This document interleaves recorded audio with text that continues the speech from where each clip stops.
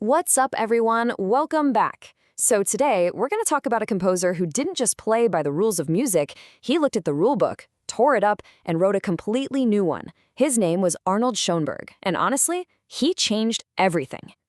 But let me start with a question for you. Think about your favorite song right now, or maybe the soundtrack to a video game you love. Okay, got it?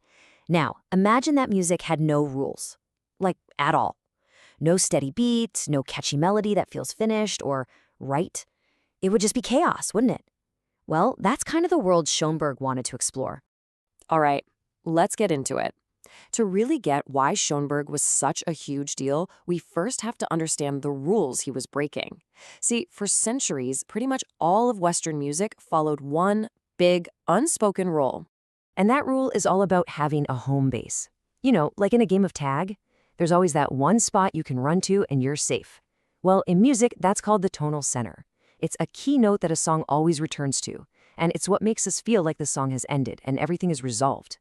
I mean, pretty much every pop song, movie score, or classical piece you've ever heard has one. And then this guy shows up, Arnold Schoenberg from Vienna. Now you gotta understand, Vienna around 1900 was a place where all the old rules were being thrown out the window. In science, in art, in everything. And Schoenberg, who was this mostly self-taught musical genius, looked at that home-based rule that had been around for hundreds of years and just asked, why? So let's compare the old way with his new idea. On one side, you've got traditional music, where one note is the hero, right? It's the home base, and all the other notes work for it. But Schoenberg's idea was pretty wild. What if all 12 musical notes were treated as equals? No hero note, no single boss. It was basically a democracy for music. So starting around 1908, he went for it. He started writing music that just completely ditched that comfy home base. This was his first huge move, and let me tell you, people were not ready for it. This new style got a name, atonality. A means without, so it's literally music without a tonal center. The best way to think about it is like the soundtrack to a super tense horror movie, or when you're in a stealth mission in a game and you don't know if you're about to be spotted. It's that feeling of constant suspense, you know? The music never lets you relax. That's atonality. It's designed to be unsettling. But here's the really interesting part. Schoenberg wasn't trying to create total chaos. He was a really organized person who loved structure. He knew that if you're going to throw out the old rules, you have to come up with some new ones. Otherwise, everything just falls apart. So he invented a brand new system called the 12-tone technique. And seriously, the easiest way to think of it is like a special combo move in a fighting game. Imagine you've got 12 different attacks, and the rule is you have to use each one exactly once, in a very specific order, before you can repeat any of them. That special order of notes, that's called a tone row. So how do you even build one of these tone rows? It's kind of like a recipe.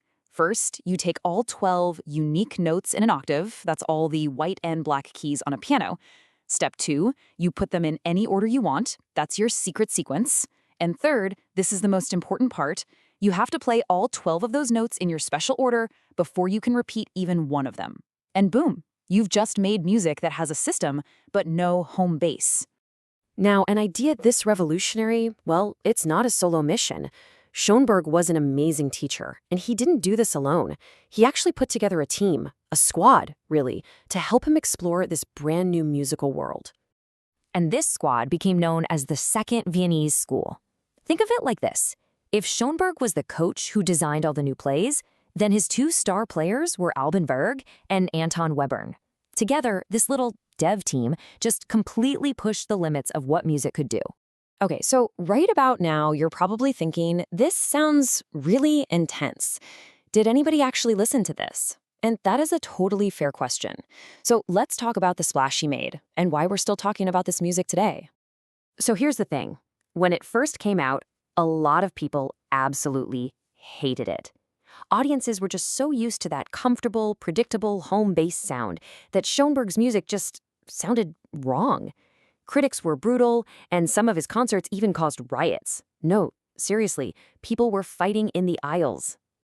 But this is the real takeaway. Schoenberg's legacy isn't just about a few strange-sounding pieces. In gaming terms, he completely changed the meta. He proved that music didn't have to have a home base to work. He broke the biggest rule in the book and showed every composer after him that there was this whole new universe of sound out there to explore. He didn't just write a new chapter in music history, he started a whole new book. So the big idea behind Schoenberg is that sometimes being creative just means asking why and questioning the rules. Which leads me to one last question for you. If you could break one big rule in music, in art, or even in your favorite video game, what rule would it be? And what new thing would you create? Think about it. Thanks so much for watching.